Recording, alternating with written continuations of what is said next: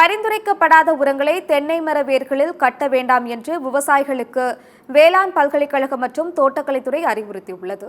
கோவை மாவட்டம் பொள்ளாச்சி அருகே தமிழ்நாடு வேளாண்மை பல்கலைக்கழகம் மற்றும் தோட்டக்கலைத்துறை இணைந்து தென்னை மரத்தில் வெள்ளை ஈ தாக்குதலை கட்டுப்படுத்தும் செயல்முறை குறித்து விவசாயிகளுக்கு விளக்கமளிக்கப்பட்டது.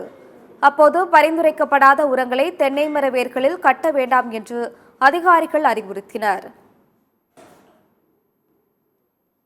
ரெண்டு மரங்களுக்கு இடையே கட்டி அது ரெண்டு பக்கமும் விளக்கெண்ணெயை பூசி அதை ஒரு வாரத்துக்கு ஒரு தடவை அது மேலே ஒட்டி இருக்கிற பூச்சிகளை அகற்றிட்டு மறுபடியும் பூசணும். இது இந்த மஞ்சள் கலருக்கு வெள்ளை ஈ அட்ராக்ட் ஆகி ஒட்டும். அதனால் வாரம் ஒரு தடவை நம்ம அந்த அப்பி இருக்கிற பூச்சிகளை ரிமூவ் பண்ணிவிட்டு மறுபடியும் விளக்கெண்ணெய் தடவலாம். இது ஒரு லோ காஸ்ட் டெக்னாலஜி. இதனால் இது எந்த விவசாயிகளும் ஈஸியாக பின்பற்ற முடியும்.